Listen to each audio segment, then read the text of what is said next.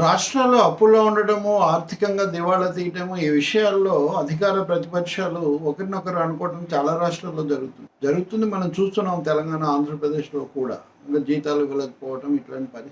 కానీ దీని వెనక ఉన్న ప్రధానమైన కారణం ఏంటి? కేంద్రం ఆర్థిక వనరులు ఎలా బిగపడుతుంది? రాష్ట్రాలకు ఎందుకు బదలాయించడం లేదు? రాష్ట్రాల నుంచి తను ఎలా తీసుకుపోతుంది? వీటి మీద ఫెడరలిజం కోసం చేయాల్సిన పోరాటం ఏంటి? ఈ విషయం చాలా వరకు ఈ పార్టీల దృష్టిలో ఉండటం లేదు. ప్రాంతీయ పార్టీలు మరీ ముఖ్యంగా. స్థానికంగా రాష్ట్ర పాలనలో తప్పులు సరిదిద్దుకోవడం ఒకటి, కానీ మౌలికంగానే రాష్ట్రాల వనరులు తక్కువ, బరువులు ఎక్కువ ఉన్నాయనే వాస్తవాన్ని అందరూ ఒప్పుకోవాలి. ఎవరు ప్రతిపక్షంలో ఉన్నా, ఎవరు ప్రభుత్వంలో ఉన్నా. అది లేనందువల్లనే అవతల వాళ్ళు ఉంటే ఎగతాలు చేయడం, తాముంటే సంబంధించుకోవడం, లేకపోతే అవస్థపడడం ఇది జరుగుతుంది. ఈ పరిస్థితుల్లో జీతాలు ఇవ్వకపోవడం, కేరళ ప్రభుత్వం ఒక ఆర్థిక సంక్షోభాన్ని ఎదుర్కొంటుంది. కేరళలో మనకు తెలుసు, పినరాయి విజయన్ నాయకత్వంలో సిపిఎం ఎల్డిఎఫ్ ప్రభుత్వం ఉంది. వాళ్ళు కోర్టుకు వెళ్ళారు. కేంద్రం సరిగా వనరులు ఇవ్వకపోవడం వల్ల, తను కేటాయించాల్సినవి, విడుదల చేయాల్సినవి చేయకపోవడం వల్ల మేము జీతాలు ఇవ్వలేని పరిస్థితి వస్తుంది, మీరు జోక్యం చేసుకోండి అని. గతంలో గవర్నర్ చర్యలకు వ్యతిరేకంగా కూడా వాళ్ళు వెళ్ళారు. ఇప్పుడు అది సుప్రీంకోర్టులో విచారణ కూడా ఉంది. ఈ సమయంలో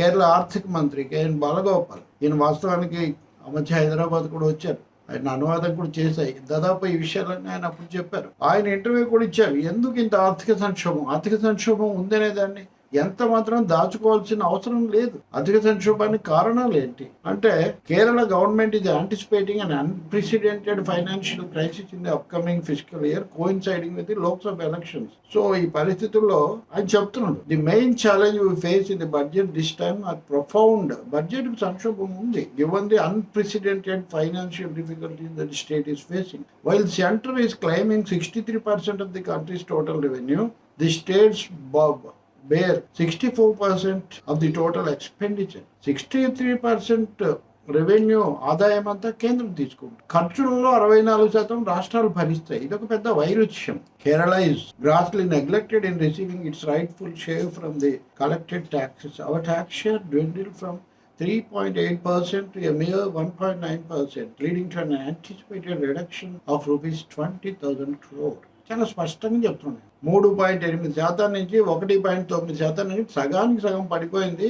20,000 కోట్లు కొరత ఏర్పడింది. What is happening is that 70% of our entire property is being taken away and we are being denied that what we are entitled to. In the past we used to receive 46% of the total revenue income from this center. Last year this decreased to 35% and this year it further dropped to 29%. It is noteworthy that Kerala receives one of the lowest central allocations in the country. Former Chief Union Minister P. Chidambaram, upon learning about these figures, questioned how we manage our finances in such a situation.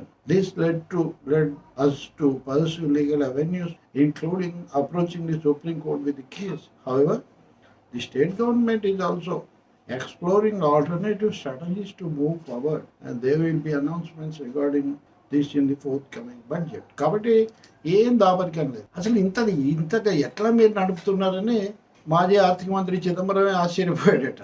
ఇక అప్పుడు చర్చించి సుప్రీంకోర్టులో కూడా దీన్ని challenge చేయాలని సవాల్ చేశారు. అంటే ఏమీ దాచిపెట్టుకోవాల్సిన అవసరం ఎంత మాత్రం లేదు. రాష్ట్రాల ఆర్థిక పరిస్థితిని కేంద్రం నుంచి రాకపోవటం, కానీ దురదృష్టం ఏమంటే బీజేపీతో మంచిగా ఉన్నప్పుడు మనం కేంద్రాన్ని అనరు. గత ప్రభుత్వం, తెలుగుదేశం, వైసీపీ అనుకుంటూ ఉంటారు అనమాట. చేయాల్సింది ఒక ఉమ్మడి పోరాటం. ఇంకా నెక్స్ట్ క్వశ్చన్ కూడా చెప్తున్నాడు. All states including Kerala are experiencing the financial downturn. From next year onwards, the entire world is expected to undergo yet another round of financial recession. The decrease in the price of cement itself is an indication of the crisis faced by the construction sector, partly due to the ongoing conflicts such as war. The crisis should be addressed by ensuring that maximum amount of money reaches the people. Actually, the central government is the entity that can effectively carry out such interventions. How can a state that spends around rupees 1.70 lakh crores a year withstand a deficit of 57,000 crores? So ఇంకా చాలా ప్రశ్నలు ఉన్నాయనుకోండి. ఇందులో నా point ఒకటే, సూటిగా ఉన్న వనరుల కొరతను చెప్పటం, సంక్షోభాన్ని గురించి ఎదుర్కోవటం, ప్రజలకు గరిష్టంగా చేయటం. ఇప్పుడు రాష్ట్ర ప్రభుత్వాలు చేయగలిగింది అదే. ఒక ఉమ్మడి పోరాటం కూడా కేంద్రం మీద జరగాల్సిన అవసరం ఉంది వనరుల కోసం. రాజకీయ అంశాలు, రాజకీయ లెక్కలు కాదు ఇది. ప్రజలకు సంబంధించి, ప్రభుత్వ బాధ్యతలకు సంబంధించి, పాలన నిర్వహణకు సంబంధించినటువంటిది. సంక్షేమం, అభివృద్ధి ఒకదానికి ఉంటే ఒకదానికి నిధులు ఉండని పరిస్థితి. దీని నుంచి బయటపడాలంటే ఒక సమతుల్యత, సమగ్ర దృష్టి కావాలి. వనరులు కేవలం కార్పొరేట్లకు కట్టబెట్టే ధోరణి మారి ఆర్థిక వనరులు, ప్రకృతి వనరులు ప్రజాపరం చేయాలి. ఎక్కువ ప్రజల బాధ్యత ప్రత్యక్షంగా చూసే రాష్ట్రాలకు అధికంగా కేటాయింపులు జరిగితే తప్ప ఈ సమస్య పరిష్కారం కాదు. ఇందులో హెచ్చుతగ్గులు, కేటాయింపుల లోపాలు ఉండొచ్చు.